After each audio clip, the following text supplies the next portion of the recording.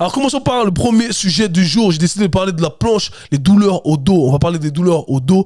Alors, surtout du gainage, qui est la planche, l'exercice classique où on se met sur les avant-bras avec les orteils qui touchent le sol et on doit tenir une position de gainage de planche comme pour pendant un certain temps. Alors pendant longtemps, ça a été l'exercice phare et ça l'est encore aujourd'hui, je dirais, à mon plus grand regret, pour traiter les douleurs au dos. En fait, c'est le truc qu'on a associé directement. On a dit, hey, t'as mal au dos? Vous allez voir votre médecin, vous allez voir votre kiné, vous allez voir votre coach, il va vous dire faites de la planche. Et en fait, c'est un vrai problème. Le problème, ce n'est pas l'exercice en soi. Le vrai problème, c'est ces liens associatifs qu'on a créés et ces mauvais liens de causalité ou de corrélation qu'on a créés avec les douleurs, les pathologies, les exercices à faire, etc. Tout ça, c'est très problématique. Donc, la planche, c'est vraiment l'exercice phare. Même si vous n'êtes pas dans l'industrie du fitness, vous savez que la planche, c'est le truc qu'on vous a donné quand vous aviez mal au dos. Le premier truc qu'on va dire, c'est que quand vous avez mal au dos, eh bien, la douleur, c'est très complexe. On ne peut pas dire exactement pourquoi on a mal au dos, la douleur. Il y a plusieurs phénomènes à étudier pour se dire que ça peut être X ou Y. Maintenant, de manière très globale, je vais donner un guide que vous pouvez utiliser ici. Si vous avez mal au dos parce que suite à, pour utiliser plutôt des termes plus corrects ici, vous levez le matin, vous avez suite à des événements stressants, ok? J'ai mal au dos, ça peut arriver, ok? C'est votre corps qui répond, votre système nerveux qui répond. Vous allez avoir mal dans des régions qui sont des régions problématiques ou qui ont été problématiques par le passé. Pour certains, ça va être le dos, pour certains, ça va être les genoux. Et là, ça ne veut pas forcément dire qu'il y a des dégâts structurels au niveau de vos tissus. Okay? Donc là, c'est pas moi qui vais vous dire hey, cet exercice, ça va être un exercice miracle. Ceci étant dit, je vais quand même vous inviter à bouger, etc. Je vais y venir dans un instant. Maintenant, si vous avez mal parce que vous avez consommé certains aliments qui ont éveillé certaines réactions au sein de votre corps, certaines réactions inflammatoires, eh bien éventuellement, ça également, ça ne veut pas dire qu'il y a de dégâts structurels au niveau des structures de votre dos. Donc encore une fois, l'exercice miracle n'existe pas ici. Maintenant, si vous vous êtes fait mal au dos suite à un mouvement brusque, à un exercice, à des événements sportifs, etc., eh bien là, on peut suggérer qu'il y a eu des dégâts potentiels au niveau de vos tissus. Et s'il y a eu des dégâts potentiels au niveau de vos tissus, eh bien, qu'est-ce qu'on doit faire? On doit envoyer un signal adapté sur ces tissus pour que l'on puisse régénérer ces tissus. C'est ce qu'il faut garder en tête. Si vous avez une douleur au genou, eh bien, on va envoyer un signal de force au niveau de vos genoux, le signal de force qui va être approprié pour que votre corps se dise hey, je dois construire plus de XY tissus autour du genou, c'est XY tissus qui sont problématiques. Okay? C'est comme ça que ça devrait fonctionner. Maintenant, pour la colonne vertébrale, on utilise un raisonnement qui est totalement différent. Pourquoi? Parce qu'on a cru que la colonne vertébrale était fragile. Et on est parti du postulat que la colonne vertébrale, de 1, devait toujours rester droite. Et c'est l'idée de vous faire de la planche. Hey, en fait, t'as mal au dos parce que t'es sorti de cet alignement que tu devrais garder. Donc, on va t'aider à te renforcer pour que tu puisses garder cet alignement en tout temps. Donc du coup, fais de la planche. Et là, tu vas devenir plus fort. Malheureusement, c'est la première erreur qu'on fait, de penser que la colonne vertébrale doit être droite. Et on va débunker ça tout de suite. La colonne vertébrale est une multitude d'articulations qui a été designée pour bouger dans l'espace. Okay?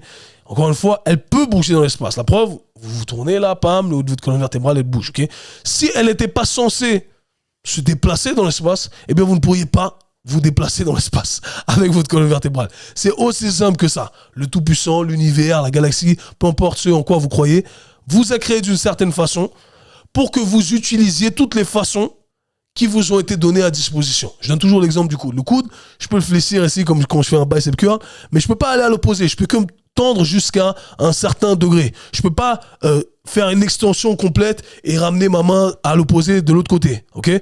Ça veut dire que le coude n'a pas été designé pour ça. Parce que je peux pas le faire. Mais si je voulais le faire, eh bien, je ne peux pas le faire. Et pour la colonne vertébrale, c'est pas le cas. Si vous pouvez vous baisser, arrondir votre colonne vertébrale, la tendre, la plier sur les côtés, c'est parce qu'elle a été designée pour aller dans toutes ces directions-là. Donc oubliez ce discours qui dit qu'elle doit toujours rester droite. Malheureusement, c'est un discours qui est dangereux parce que plus on vous dit de la garder droite, eh bien, plus vous allez craindre ces mouvements hors de cet axe-là neutre et du coup, vous devenez très faible dans ces autres axes-là que cette neutralité. Du coup, quand vous sortez de cet axe de neutralité, eh bien, vous vous blessez parce que c'est un terrain inconnu. Vous n'avez pas préparé vos tissus à aller sur ces terrains-là et ça va ne faire que de renforcer ces faux discours de ces gens qui disent les gars, vous avez vu, je vous avais dit qu'il fallait la garder droite. T'as vu quand tu sors de cette neutralité, tu te blesses. Non, mais en fait, tu t'es blessé parce que tu as écouté ce discours dans un premier temps. Et c'est ça qu'il faut comprendre. Il faut avoir un certain degré d'analyse critique pour comprendre tout ça, d'accord? Et pas simplement sauter sur l'occasion et dire non, t'as vu, c'est à cause de ça. Non, c'est parce que tu m'as dit de ne jamais sortir, que je suis faible dans ces positions et la vie m'oblige de toute façon à sortir de ces positions et du coup, je vais me blesser de toute façon. Et c'est pour ça que les douleurs au dos suite à des événements sportifs sont un vrai fléau, ok? Personne n'y échappe. Maintenant, c'est la première erreur qui a été mentionnée. La deuxième erreur, c'est que, j'en reviens au lien de causalité qu'on a créé, c'est qu'on vous a dit, si t'as mal au dos, c'est forcément parce que tu as une sangle abdominale qui est faible. Résultat, on va faire la planche. Combiner la planche avec le fait de tout le temps devoir garder sa colonne vertébrale droite, ou plutôt, pardonnez-moi, combiner le fait de renforcer ses abdos avec le fait d'avoir sa colonne vertébrale droite, quel exercice s'offre à nous? On n'a que la planche. Donc, voilà pourquoi la planche a été l'exercice qui a toujours été donné. Ce n'est que le résultat de deux raisonnements qui sont complètement erronés. Alors, pour revenir sur cette deuxième argument qui est utilisé en disant « t'as mal au dos, c'est forcément parce que t'as des abdos qui sont faibles » ou sangle abdominale. Essayons de décortiquer le tout. Sangle abdominale, ça englobe plein de trucs. Ça englobe tout ce qu'on appelle le core en anglais. Tous les trucs qui sont à l'avant, tous les trucs qui sont sur le côté, tous les trucs qui sont à l'arrière. Et du coup, quand on fait la planche, eh bien certes, on va renforcer certains de ces tissus d'une certaine façon, mais aucun de ces tissus n'est challengé de la manière la plus appropriée. On va principalement chercher à renforcer la partie avant de vos abdos, pour parler ici en très vulgarisé et très simple pour que tout le monde comprenne.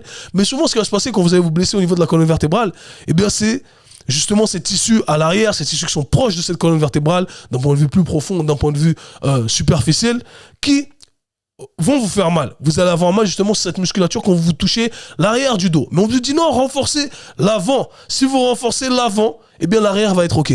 Encore une fois, c'est un raisonnement qu'on n'utilise que pour la colonne vertébrale. Comme je l'ai dit dans le réel que j'ai posté récemment sur Instagram, personne ne va vous dire de renforcer vos biceps pour traiter vos triceps. Pour traiter vos triceps, vous devez envoyer un signal de force directement sur vos triceps. On devrait utiliser exactement le même raisonnement pour notre colonne vertébrale parce qu'on parle des mêmes tissus d'un point de vue biologique. Donc, comment ces tissus de la colonne vertébrale répondent? Ils répondent de la même façon que tous les autres tissus du corps. Par conséquent, on doit envoyer un signal de force sur ces tissus-là. Pas les tissus à l'opposé, non, ces tissus-là spécifiquement. Donc, on doit envoyer un signal de force sur ces tissus qui sont à l'arrière, ces tissus qui sont problématiques. Ça, on va parler d'angles bien précis ici, mais quoi qu'il en soit, on ne cherche pas à travailler sur les muscles opposés en espérant que ça puisse guérir les muscles à l'arrière. Okay? Vous l'aurez compris ici. Ça ne veut pas dire que il n'y a pas un travail qui doit être fait sur les muscles opposés. Bien entendu, les deux vont s'alimenter pour le bien-être global, mais dans un premier temps, pour la régénération de tissus de meilleure qualité et pour préparer ces tissus à faire face à des contraintes plus extrêmes, plus importantes par la suite, eh bien, on doit travailler directement dessus. Et j'espère que ça fait sens pour vous. Si vous voulez que vos quadriceps soient plus forts pour faire face à des contraintes externes, il ne faut pas travailler sur vos ischio-jambiers, il faut travailler sur vos quadriceps. Donc, c'est très important de comprendre ça et malheureusement, on a beaucoup de mauvais liens associatifs qui ont été créés. La planche, ça, encore une fois, c'est pas une question de est-ce que c'est un bon exercice ou pas un bon exercice. Il y en a qui vont me dire oui, mais il y a le Stuart McGill qui a créé le Big Three, les planches, etc. C'est démodé tout ça. C'est basé sur des modèles qui sont complètement erronés. Et est-ce que la planche c'est un bon exercice ou un mauvais exercice? Personne dit que il y a de mauvais exercices. C'est mon discours depuis toujours. Il n'y a pas de bons ou de mauvais exercices. Il y a des exercices qui sont plus appropriés, plus adéquat à des moments bien précis. Et on ne doit pas simplement mettre un exercice dans sa programmation parce que ouais, il est un peu bien pour la colonne vertébrale. Non. On va sélectionner les meilleurs exercices pour la colonne vertébrale, les 1, 2, 3 exercices, parce qu'on ne doit pas tous les faire. On doit faire ceux qui sont les plus optimaux pour traiter le problème qu'on a en face de nous. Et là, on va commencer à travailler dessus. Donc, si vous comprenez le principe derrière, c'est ce qu'il faut faire. Vous avez mal au bas, à l'arrière du dos, un muscle bien précis, je vais graduellement essayer de bouger sans jamais aller dans des zones douloureuses. Ensuite, je vais essayer d'envoyer un signal de force sans mouvement dans un premier temps sur ces tissus qui sont douloureux. Et ce signal de force doit être très bas, très léger au tout début. pour que vous puissiez habituer votre corps à faire face à cette première intensité. Et ensuite, qu'est-ce qu'on va faire? On va graduellement augmenter cette intensité. C'est ainsi que votre corps va recevoir ce signal, dire, ah, tu vois, ce tissu-là qui est endommagé, je vais le transformer en un tissu qui va être plus fort et plus fort au fil des semaines, etc., etc. Et c'est comme ça que le tout devrait être traité. Donc, il n'y a pas de débat là-dessus. La planche n'est pas un exercice magique pour le bas du dos. Faites ou utilisez ces principes-là qui sont de traiter directement les tissus qui sont problématiques avec du mouvement quotidien, répété plusieurs fois sans aller dans les zones douloureuses dans un premier temps, et dans un deuxième temps avec un envoi de signal de force qui va être bas, approprié, tolérable dans un premier temps et qui doit être progressé dans le temps. Encadrez-vous d'un professionnel compétent ou alors d'un programme qui pourra vous guider. C'est tout ce que je peux vous dire ici et j'espère que ça pourra grandement vous aider.